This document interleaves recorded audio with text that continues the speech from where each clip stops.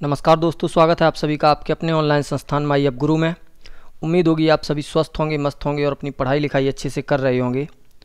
आज का हमारा टॉपिक है दोस्तों वैदिक सभ्यता। इस वैदिक सभ्यता से पहले हमने प्राचीन भारत के 3 महत्वपूर्ण टॉपिक पढ़ लिए हैं, जिसमें कि पुरापाषाण काल, मध्यपाषाण काल, नवपाषाण काल और एक था आपका सिंधु घाटी सभ्यता। और सिंधु घाटी सभ्यता के ऊपर हमने जितने भी क्वेश्चन हो सकते थे, प्रीवियस ईयर क्वेश्चन प्लस जितने भी क्वेश्चन बन सकते थे आपके एग्ज़ाम की दृष्टि से, वो मैंने कर लिए हैं। तो आज का हमारा टॉपिक वैदिक सभ्यता है, जिसके बारे में हम पढ़ेंगे और जानेंगे कहाँ से क्वेश्चन आ सकते हैं। तो आप सभी कॉपी पेन लेकर बैठ जाइए और साथ ही साथ नोट भी करते चलें, जिससे कि आपको बाद में रिवीजन करने में ज़्यादा कठिनाई ना महसूस हो। और एक बात और दोस्तों, कल ये आपकी वैदिक सभ्यता की क्लास होने वाली थी, कुछ तकनीकी समस्या की वजह से नहीं हो पाई, तो आज से हम कंटिन्यू करेंगे। उसके लिए माफ़ी चाहता हूँ जिससे आपका एक दिन ख़राब हो गया। उम्मीद होगी कि जो आपने पहले वीडियो देखी उनका रिवीजन किया होगा, क्योंकि आपके पास उतना समय भी नहीं है जिससे कि आप आराम से पढ़ाई करें। लेकिन आपको पढ़ाई करनी है, अब स्मार्ट स्टडी करनी है। जितने भी टॉपिक इम्पॉर्टेंट हैं, जितना मैं पढ़ा रहा हूँ, इतना ही अगर आप पढ़ के जाते हैं तो भी आपके एग्ज़ाम में क्लियर हो जाएगा। और जितने भी क्वेश्चन आएंगे यहीं से आएंगे, ये आपकी 100% मेरी गारंटी है आपसे। तो आप बहुत ध्यान से पढ़िएगा और कॉपी पेन लेकर नोट भी करते चलिए, स्क्रीनशॉट भी रखिए, जिससे कि आप कहीं जाएँ आएँ जैसे तो बीच बीच में मोबाइल से रिकॉल करते चलें, स्क्रीनशॉट देखते चलें, जिससे आपका रिवीजन भी अच्छे तरीके से होता चले। तो चलिए शुरू करते हैं। वैदिक सभ्यता, वैदिक सभ्यता के बारे में जानते हैं। तो वैदिक सभ्यता क्या है, तो यहाँ से पढ़ना स्टार्ट करते हैं। तो जो सिंधु घाटी सभ्यता थी, वैदिक सभ्यता का आरंभ कब से माना जाता है? तो जो सिंधु घाटी सभ्यता है, इसके पश्चात भारत में जिस नवीन सभ्यता का विकास हुआ उसे ही आर्य अथवा वैदिक सभ्यता या वैदिक काल के नाम से जाना जाता है। तो एक क्वेश्चन तो आपका यहाँ से हो गया कि जो वैदिक सभ्यता थी वो सिंधु घाटी सभ्यता के बाद में आई, और इस सभ्यता को शुरू किसने किया था? तो इस सभ्यता को शुरू किया था आर्यों ने। तो आर्यों द्वारा विकसित जो सभ्यता थी वो थी आपकी वैदिक सभ्यता। यहाँ से एक क्वेश्चन यहाँ से इम्पोर्टेंट है, पूछा जा सकता है। तो एक चीज़ और यहाँ से पूछी जाती है कि जो वैदिक सभ्यता थी ये कैसी सभ्यता थी? तो ये ग्रामीण सभ्यता थी, ये भी आप नोट करके चलें। वैदिक सभ्यता ग्रामीण सभ्यता थी। अगर सिंधु घाटी सभ्यता की बात करें तो ये आपकी नगरीय सभ्यता थी, जो कि मैंने पिछली वीडियो में आपको बताया था, आप लोग पढ़ चुके हैं। और जिन लोगों ने भी अभी तक जो पुरानी वीडियो जो मैंने पिछले 3 टॉपिक करा दिए हैं, वो अगर वीडियो नहीं देखी हैं तो ज़रूर जाके वहाँ से देखें, वहाँ से क्वेश्चन भी करें, क्योंकि बहुत इंपॉर्टेंट टॉपिक हैं जो कोई मैं आपके एग्ज़ाम को लेकर टॉपिक वाइज अध्ययन करा रहा हूँ। तो टॉपिक वाइज में आपका समय भी कम लगेगा और आपको अच्छी से अच्छी जानकारी भी मिलती रहेगी। तो वो वीडियो ज़रूर देखें और इसका भी रिवीजन करें। और इसके ऊपर हम कल आपके जो भी क्वेश्चन हो सकते हैं, प्रीवियस ईयर क्वेश्चन प्लस जो भी अन्य महत्वपूर्ण प्रश्न हो सकते हैं, वो प्रश्न करेंगे और इसके बाद अगला टॉपिक हम शुरू करेंगे। तो ये शुरू करते हैं। सिंधु घाटी सभ्यता कैसी थी? तो नगरीय सभ्यता थी। और वैदिक सभ्यता कैसी थी? ग्रामीण सभ्यता। और वैदिक सभ्यता का विकास किसने किया था? तो आर्यों ने। इन आर्यों के बारे में भी कंप्लीट जानकारी आपको मिलेगी, कहाँ से आए थे, किसका क्या कथन है, आगे की स्लाइड में हम सब कंप्लीट करेंगे। तो वैदिक काल का जो समय अवधि है वो कितनी है? तो वो है आपकी 1500 ईसा पूर्व से 600 ईसा पूर्व वैदिक काल की समय अवधि है। और इस वैदिक काल को 2 भागों में विभाजित किया गया है। एक हो गया आपका ऋग्वैदिक काल, एक हो गया उत्तर वैदिक काल। तो ऋग्वैदिक काल की अवधि कितनी है? 1500 से 1000 ईसा पूर्व, और उत्तर वैदिक काल की अवधि है आपकी 1000 से 600 ईसा पूर्व। जो ऋग्वैदिक काल है ये वैदिक सभ्यता का आरंभिक काल है। और इस काल की जानकारी हमें कहाँ से मिलती है? तो इस काल की जानकारी हमें मिलती है ऋग्वेद से, जो कि हमारा सबसे प्राचीन और सबसे पहला वेद है ऋग्वेद। यहाँ से भी क्वेश्चन पूछा जाता है, याद रखिएगा। और उत्तर वैदिक काल जो ऋग्वैदिक काल के बाद का काल है उसे उत्तर वैदिक काल कहते हैं। और उत्तर वैदिक काल की जानकारी हमें कहाँ मिलती है? तो वो मिलती है आपकी यजुर्वेद, सामवेद, अथर्ववेद, इन तीनों वेद से मिलती है हमें उत्तर वैदिक काल की जानकारी। चलिए चलते हैं आगे। यहाँ से इतनी चीज़ें आपको याद रखनी है, स्क्रीनशॉट भी रखना है और नोट भी करते चलना है, तभी आपका रिवीजन अच्छे से हो पाएगा। और इसके बाद हम जो भी क्वेश्चन आंसर करेंगे तो कंप्लीट टॉपिक की जानकारी भी हो जाएगी और कंप्लीट टॉपिक आपको याद भी हो जाएगा कि कैसे क्वेश्चन यहाँ से पूछे जा सकते हैं। आगे है, वैदिक काल में आर्यों का आगमन भारत में हुआ। जैसा कि मैंने बताया है अभी, जो वैदिक काल था आर्यों द्वारा निर्मित सभ्यता थी। जब आर्य भारत में आए उसी काल में जो काल कहलाया, आर्यों के समय अवधि को ही वैदिक काल कहते हैं। आर्यों द्वारा जो विकसित सभ्यता थी तो वैदिक सभ्यता कहलाई। आर्य संस्कृत शब्द है, सबसे इम्पोर्टेंट आपको याद रखना है यहाँ पर, जो आर्य शब्द है वो किस भाषा का शब्द है, ये भी क्वेश्चन पूछा जा सकता है। तो आर्य संस्कृत भाषा का शब्द है, जिसका अर्थ क्या है, जिसका अर्थ है आपका श्रेष्ठ। मतलब आर्य का अर्थ कितना क्या हो गया, श्रेष्ठ, मतलब सबसे उच्च कोटि का जो कहलाया वो कहलाई आर्य। तो आर्यों के निवास स्थान के बारे में अनेक कथन हैं। उन कथन में सबसे इम्पोर्टेंट ये हैं, मैक्स मूलर के अनुसार आर्य कहाँ से आए थे, तो ये आए थे आपके मध्य एशिया से। मध्य एशिया किस क्षेत्र को कहते हैं, जो आज अफगानिस्तान है, अफगानिस्तान और कजाकिस्तान तुर्कमेनिस्तान, इस क्षेत्र को हम कहते हैं मध्य एशिया। ईरान और रसिया, इन क्षेत्रों को मध्य एशिया कहते हैं। मैक्स मूलर के अनुसार आर्य कहाँ से आए, मध्य एशिया से। और दयानंद सरस्वती की बात करें, ये भारतीय समाज सुधारक थे जिन्होंने बहुत अनेक प्रयास किए भारतीय समाज को सुधारने के लिए, धार्मिक सुधार आंदोलन भी चलाए। तो इनके अनुसार आए थे तिब्बत से, ये भी आपको याद रखना है। और बाल गंगाधर तिलक जो कि एक क्रांतिकारी नेता थे, भारत के स्वतंत्रता संग्राम में हिस्सा लिया, तो इनके अनुसार आर्य कहाँ से आए थे, तो वो आए थे आपके उत्तरी ध्रुव से। तो ये 3 कथन आपको याद रखना है।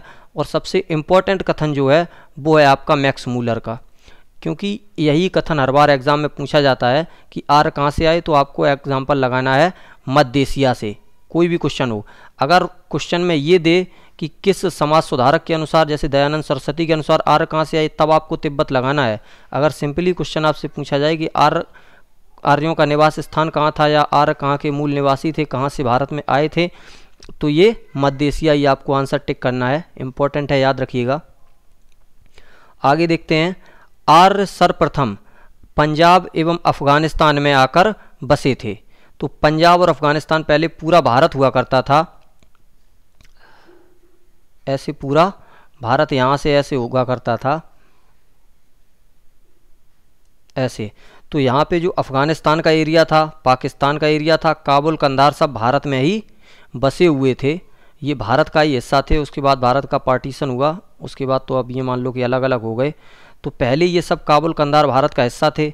जब मगध का उत्कर्ष अभी हम पढ़ेंगे तो उसके बारे में ये कंप्लीट जानकारी प्राप्त करेंगे कि 16 महाजनपद कौन थे। तो उन 16 महाजनपदों में काबुल, कंधार जो अफगानिस्तान के अभी हिस्सा हैं, वो भी भारत के अंदर सम्मिलित थे।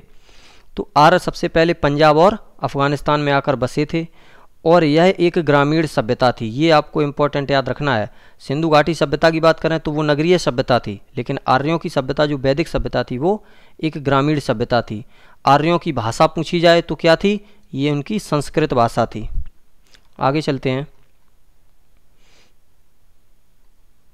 आगे है, आर्यों की प्रशासनिक इकाई 5 भागों में बटी थी। तो आर्य जो भारत में आकर बसे थे, इन्होंने प्रशासन के लिए 5 इकाइयों में पूरे राष्ट्र को बांटा हुआ था।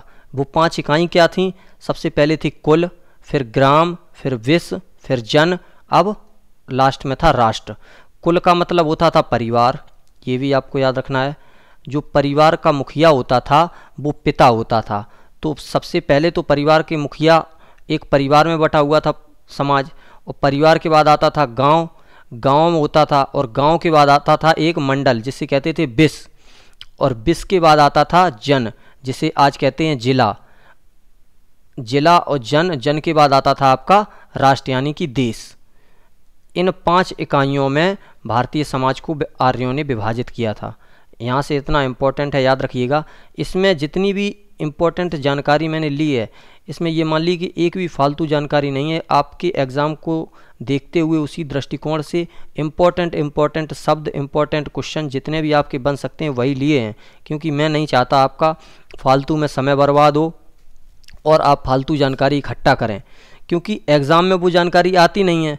बस बहुत से टीचर ये होते हैं कि वो पढ़ाते रहते हैं, क्योंकि उन्हें तो बैच 6 महीने चलाना है और आपसे पैसे भी वसूलने हैं, इसलिए मैं बिल्कुल निःशुल्क पढ़ा रहा हूँ आपको, और वो चीज़ें पढ़ा रहा हूँ जो आपके एग्ज़ाम में सीधे सीधे क्वेश्चन यहाँ से पूछे जाएंगे।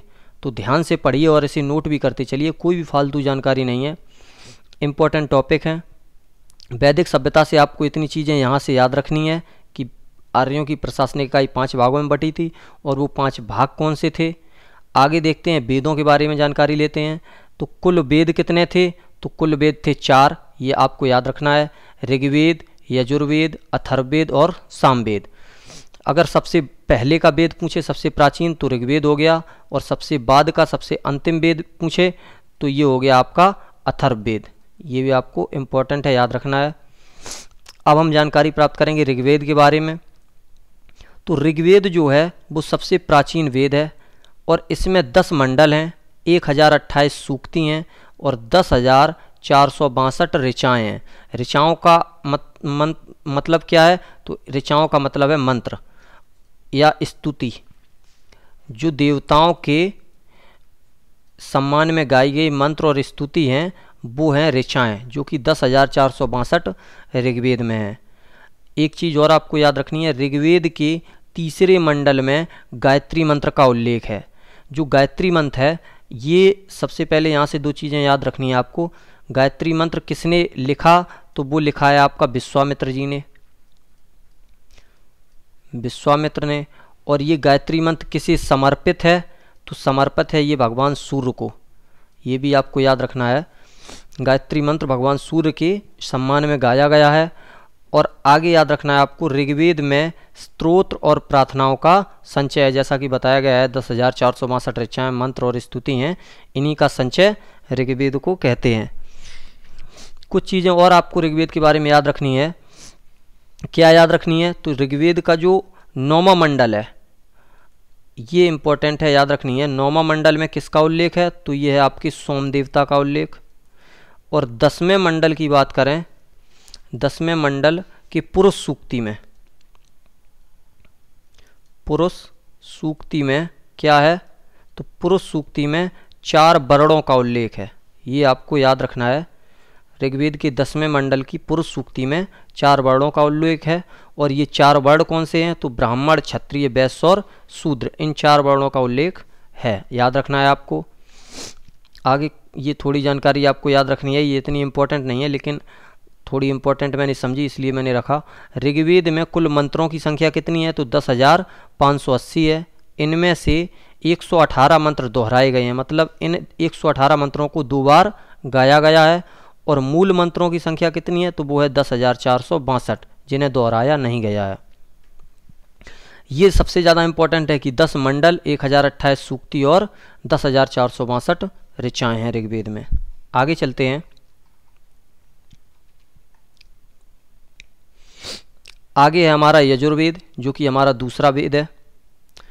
यजुर्वेद में यज्ञों के नियमों एवं विधि विधान का संकलन मिलता है। यजुर्वेद या से याद रखना है आपको, और या से क्या याद रखना है, यज्ञ, तो यहाँ से भूलेंगे तो नहीं, या से यजुर्वेद, या से यज्ञ, यानी कि यजुर्वेद में यज्ञों के नियमों और विधि विधान का संकलन या वर्णन मिलता है, तो ये भी इम्पोर्टेंट है, याद रखना है। इसमें बलिदान विधि का भी वर्णन है। यजुर्वेद से आपको एक चीज़ और याद रखनी है कि यह एक ऐसा वेद है जो गद्य एवं पद्य दोनों में रचित है। जो यजुर्वेद है वो गद्य एवं पद्य दोनों में रचित है, ये भी आपको याद रखना है। आगे देखते हैं सामवेद, जो कि हमारा तीसरे नंबर का वेद है। साम का शाब्दिक अर्थ होता है गान, ये भी आपको इम्पोर्टेंट है, याद रखना है। गान का मतलब संगीत। जो संगीत का वेद कहते हैं वो हम कहते हैं सामवेद को, ये इम्पोर्टेंट है, याद रखना है। तो इसे कहा गया है, सामवेद को क्या कहा गया है, तो इसे भारतीय संगीत का जनक कहा गया है। किसे, सामवेद को। और सामवेद में ही भगवान शिव के को समर्पित जो शिव स्तोत्र है उसका उल्लेख भी सामवेद में मिलता है, जिसके रचयिता कौन थे, महापंडित रावण। जो शिव स्तोत्र था उसके रचयिता रावण थे, तो रावण को सामवेद का जनक भी कहा जाता है, क्योंकि उस समय जब संगीत का विकास नहीं हुआ था तब सबसे पहले रावण ने ही शिव स्तोत्र को लिखा और सामवेद में संकलित किया था। तो ये भी आपको याद रखना इम्पोर्टेंट है। अगला वेद है हमारा चौथे नंबर का, चौथा वेद और अंतिम वेद, वो है आपका अथर्ववेद। अथर्ववेद अथर्वा ऋषि द्वारा रचित है। ये भी आपको याद रखना है, अथर्ववेद अथर्वा ऋषि द्वारा। इसमें कुल 731 मंत्र तथा लगभग 6000 पद हैं। और अथर्ववेद के बारे में ये इम्पोर्टेंट है, यहाँ से ये कंप्लीट जानकारी, ये लाइन आपको बहुत इंपॉर्टेंट है। अथर्ववेद का संबंध चिकित्सा, तंत्र मंत्र और वशीकरण या जादू टोना, सिंपल भाषा में जिसे कहते हैं जादू टोना से जो समर्पित वेद है वो है आपका अथर्ववेद, यहाँ से याद रखना है। एक क्वेश्चन यहाँ से और आता है कि वेद त्रयी में कौन शामिल नहीं है। तो वेद त्रयी जो है ये कई बार पूछा जा चुका है, तो इम्पोर्टेंट मैंने समझा ये बता दें आपको, इसे नोट कर लिएगा। जो वेद त्रयी में शामिल नहीं है तो वो आपका अथर्ववेद वेद त्रयी में शामिल नहीं है। और वेद त्रयी के अंतर्गत कौन कौन से वेद आते हैं, तो वो हैं आपके ऋग्वेद सबसे नंबर 1, दूसरा है सामवेद और तीसरा है आपका यजुर्वेद। ये आपके वेद त्रयी के अंतर्गत 3 वेद हैं और अथर्ववेद वेद त्रयी के अंतर्गत सम्मिलित नहीं किया गया है।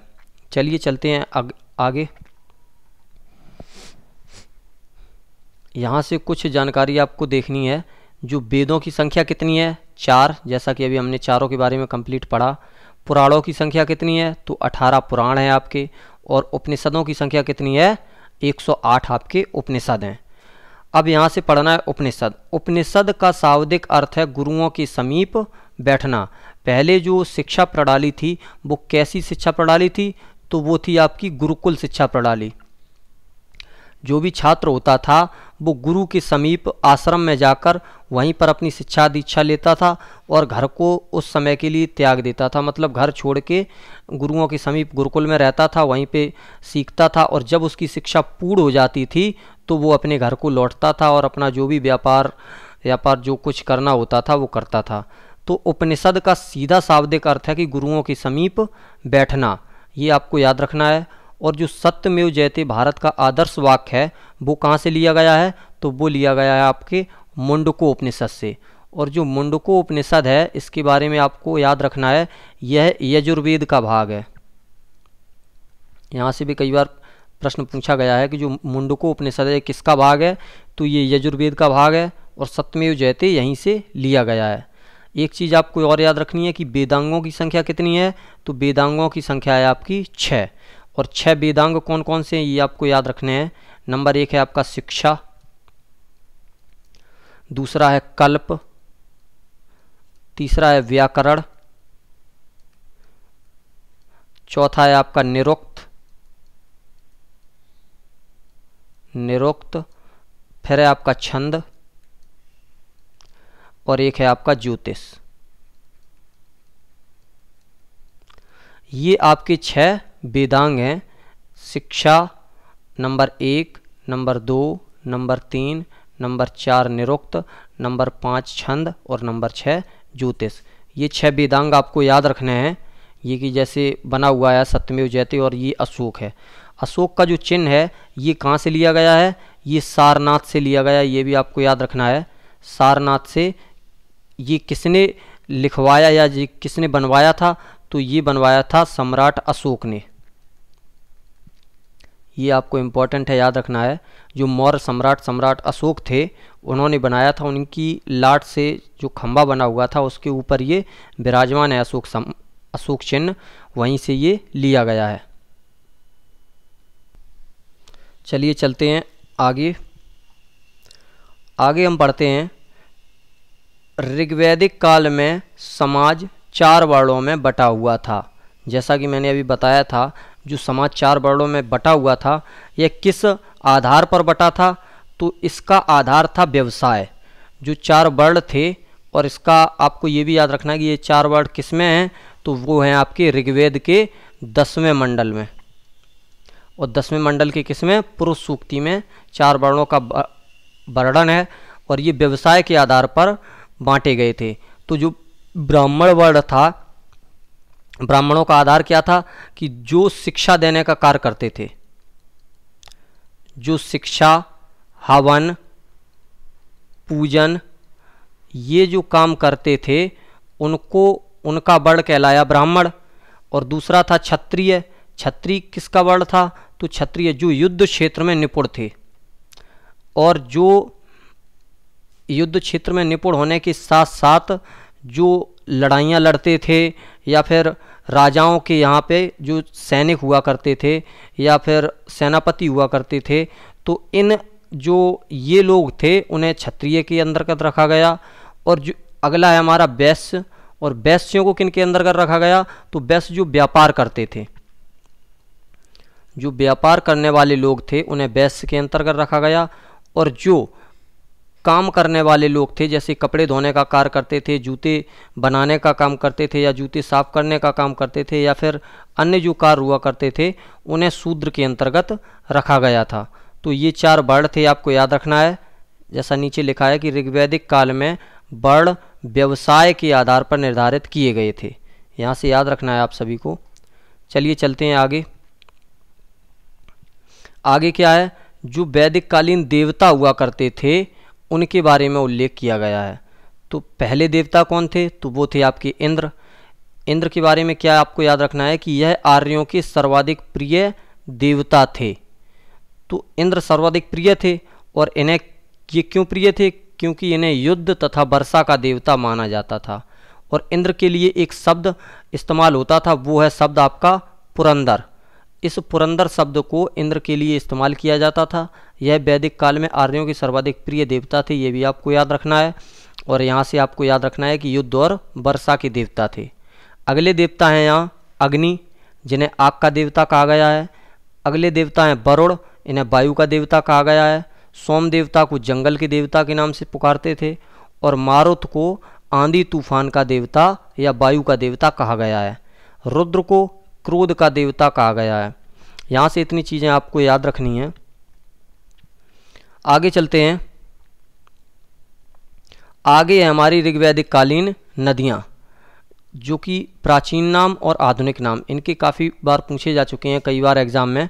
तो यहाँ से आपको याद रखनी है कि सबसे पहली नदी है हमारी सतलज नदी, जिसका प्राचीन नाम क्या था, सुतुद्री, ये याद रखना है आपको। चिनाब का प्राचीन नाम था अस्किनी, व्यास का प्राचीन नाम था विपासा, काबुल का प्राचीन नाम था कुंभा नदी, यहाँ पे अंकी बिंदी लगा लीजिए। तो काबुल नदी का नाम क्या हो गया, कुंभा नदी। गंडक नदी का प्राचीन नाम था सदानीरा नदी, और स्वात नदी का था सुवस्तु नदी। कुछ नदियाँ और हैं। रावी नदी को कहते थे परुसड़ी, झेलम को कहते थे वितस्ता, घग्गर को कहते थे सरस्वती या द्रसद्वती नदी, और कुर्रम नदी को क्रमु नदी कहते थे। तो ये ऋग्वैदिक कालीन नदियाँ थीं जिनके नाम आपको याद रखने हैं, क्योंकि ये एग्ज़ाम में सीधे सीधे पूछे जाते हैं, इम्पॉर्टेंट है इसलिए मैंने रखे। आगे चलिए चलते हैं, दर्शन के बारे में हम पढ़ते हैं। जो ऋग्वैदिक कालीन दर्शन थे, जो ऋषि हुए जिन्होंने अपनी शिक्षाएं जिस रूप में दी, उस रूप को कहते हैं दर्शन। तो वेद और उपनिषद को पढ़कर ही 6 ऋषियों ने अपना दर्शन गढ़ा, इसे भारत का षड दर्शन कहते हैं। ये इंपॉर्टेंट है, आपको याद रखना है। और अगर आपको ऐसे याद ना हो तो आप सीधे सीधे याद रखिए कि जिस ऋषि ने जिस चीज़ की शिक्षा दी, जिस रूप में दी, जिस चीज़ की शिक्षा थी, उसे ही कहते हैं दर्शन। तो कपिल मुनि के बारे में जानकारी लेते हैं। तो कपिल मुनि ने किस दर्शन का प्रतिपादन किया, तो इन्होंने किया सांख्य दर्शन का। और गौतम ऋषि न्याय दर्शन के जनक हैं। पतंजलि योग दर्शन के जनक हैं, जो योग आजकल हम करते हैं, बाबा रामदेव करवाते हैं। तो इसके जनक कौन थे, तो वो थे आपके पतंजलि जी। एक वैशेषिक दर्शन था, उसके जनक हैं कणाद ऋषि। और उत्तर मीमांसा दर्शन के हैं बद्रायण, और पूर्व मीमांसा के हैं जैमिनी।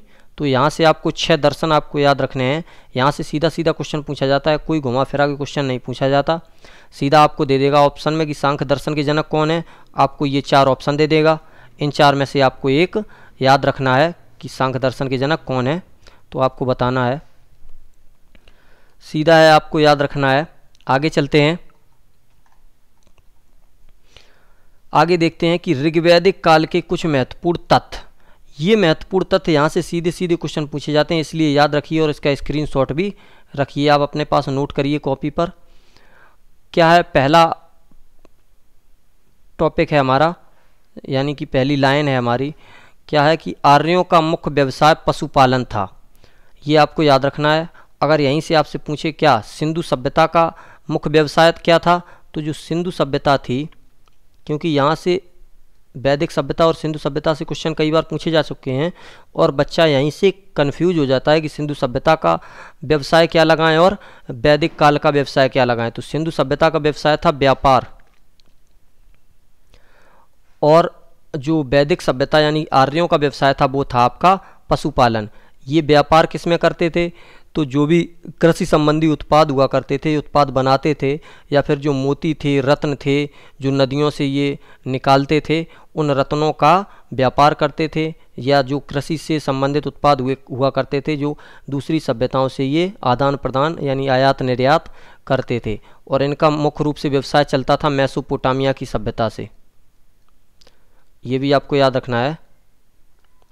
मेसोपोटामिया की जो सभ्यता है वो दजला व फरात नदियों के बीच विकसित हुई थी, जो कि मैं बता चुका हूँ। ये भी आपको याद रखना है। इनका व्यवसाय व्यापार था और आर्यों का मुख्य व्यवसाय था पशुपालन। आगे देखते हैं कि आर्यों का जो समाज था वो पितृ प्रधान था, मतलब जो घर का मुखिया हुआ करता था वो पुरुष हुआ करता था, और पुरुष में कौन हुआ करता था, जो सबसे बड़ा हुआ करता था। जैसे अभी हमारे परिवार में हमारे पापा हैं, दादा हैं, दादी हैं और चाचा हैं, चाची हैं, तो इनमें हमारे प्रधान कौन होंगे, तो वो होंगे हमारे दादाजी। तो दादाजी के बाद हमारे प्रधान कौन होगा, जैसे दादाजी की जैसे मृत्यु हो गई तो उसके बाद हमारे पापा होंगे, और पापा की मृत्यु होने पर उसके बाद हम होंगे, हमारे बाद हमारे बच्चे होंगे। तो आर्यों का जो समाज था वो पितृ प्रधान था, यहाँ से आप देख सकते हैं। आगे देखते हैं कि गाय को अघन्या, ये इंपॉर्टेंट है, यहाँ से क्वेश्चन पूछा जाता है। गाय को ऋग्वैदिक काल में क्या कहते थे, अघन्या। अघन्या का अर्थ क्या है, ना मारे जाने योग्य पशु की श्रेणी में इसे रखा गया था। तो गाय शुरू से ही हमारी पूजनीय रही है। तो ऋग्वैदिक काल में भी जो आर्य आए थे उन्होंने भी गाय को पूजा, और आज भी हम गाय की पूजा करते हैं। लेकिन अब कुछ समस्याएं ऐसी हैं जिससे गाय का ये मान लो इतना अपमान हो रहा है, ये नहीं होना चाहिए। अब क्या कर सकते हैं, क्योंकि सरकार ही ऐसी है जो कुछ नहीं कर पा रही है इसकी, वरना गाय तो इतनी पूजनीय है। इसमें ये मान लो कि जो 33 कोटि देवता हैं उन वो सभी देवताओं का निवास गाय के अंदर होता है, यानी कि सभी देवता उपस्थित होते हैं। अगर हम गाय की सिर्फ पूजा करें तो ये मान लो कि सभी देवताओं की हम पूजा कर रहे हैं। इतनी पूजनीय गाय को आज दर दर भटक रही है, क्या ज़माना है। देखते हैं, इसी को कलयुग कहा गया है। तो आगे देखते हैं, आर्यों का जो प्रिय पशु है वो घोड़ा एवं सर्वाधिक प्रिय देवता इंद्र थे। तो प्रिय देवता के बारे में तो हम पढ़ चुके हैं, इंद्र थे। और आर्यों का सबसे प्रिय पशु भी आपको याद रखना है, वो क्या था, घोड़ा, यहाँ से याद रखना है। और आर्यों द्वारा खोजी गई धातु कौन थी, तो वो थी लोहा। लोहा के बारे में आपको इम्पोर्टेंट है याद रखना, क्योंकि यहाँ से क्वेश्चन पूछा जाता है जो सिंधु सभ्यता थी उसमें किस धातु का उल्लेख नहीं है, तो वो लोहा हो जाएगा। और लोहा का उल्लेख कहाँ पर है, तो वो है आपका वैदिक काल में, जो कि सिंधु सभ्यता के बाद का काल है, उसे वैदिक काल कहा गया है। और इसी वैदिक काल में लोहे की खोज हुई थी। सिंधु सभ्यता में किसकी खोज हुई थी, तो सिंधु सभ्यता में खोज हुई थी तांबे की। यहाँ तांबे का आविष्कार हुआ था, और तांबे से मिलाकर इन्होंने बनाया था क्या, कांसा। सिंधु सभ्यता को कांस्य युगीन भी कहते हैं। तो कांसा बनाया था किसे, तांबा और टिन को मिलाकर। SN टिन का मात्रक होता है, तो तांबा और टिन को मिलाकर कांसा बनाया था सिंधु सभ्यता के लोगों ने। और आर्यों द्वारा लोहा की खोज की गई थी। आगे देखते हैं, ऋग्वेद में सरस्वती नदी सबसे महत्वपूर्ण तथा पवित्र नदी मानी जाती थी। सरस्वती नदी सबसे पवित्र थी, ये भी आपको याद रखना है। आगे देखते हैं, ऋग्वेद में गंगा का उल्लेख 1 बार, यमुना का उल्लेख 3 बार तथा सिंधु नदी का उल्लेख सर्वाधिक बार हुआ है। ये इम्पोर्टेंट है, याद रखना है। आगे चलते हैं, आगे हमारा उत्तर वैदिक काल। उत्तर वैदिक काल के बारे में हमें क्या जानकारी याद रखनी है, तो वो चलिए चलते हैं। उत्तर वैदिक काल में इंद्र के बजाय प्रजापति सर्वाधिक प्रिय देवता बन गए थे। ऋग्वैदिक काल की बात करें तो इंद्र थे, लेकिन जब उत्तर वैदिक काल हुआ, उत्तर वैदिक काल कब से हुआ, तो ये हुआ है आपका 1000 से 600 ईसा पूर्व तक। इस काल को उत्तर वैदिक काल कहा गया है। और उत्तर वैदिक काल में सर्वाधिक प्रिय देवता कौन थे, तो प्रजापति। आपको याद रखने इंपॉर्टेंट है, यहाँ से क्वेश्चन आता है निश्चित तौर पर, क्योंकि ज़्यादातर बच्चों को पता होता है कि इंद्र ही उस समय वैदिक काल पढ़ लेते हैं, और उत्तर वैदिक काल ऋग्वैदिक काल में कन्फ्यूज हो जाते हैं। लेकिन यहाँ से आपको याद रखना है, इसलिए मैं बता रहा हूँ आपको बार बार, क्योंकि क्वेश्चन पूछा जाता है यहाँ से। प्रजापति को आपको याद रखना है। आगे देखते हैं, उत्तर वैदिक काल में वर्ण व्यवसाय के बजाय जन्म के आधार पर निर्धारित होने लगे थे। जो ऋग्वैदिक काल में वर्ण किस आधार पर व्यवस्थित थे, तो वो थे व्यवसाय के आधार पर। जैसे कोई शिक्षा देने का कार्य करता है तो ब्राह्मण वर्ण का है, लेकिन जब उत्तर वैदिक काल आया, समय बीता धीरे धीरे, तो वर्ण किस आधार पर निर्धारित होने लगे, तो वो होने लगे जन्म के आधार पर। जन्म के आधार पर कैसे?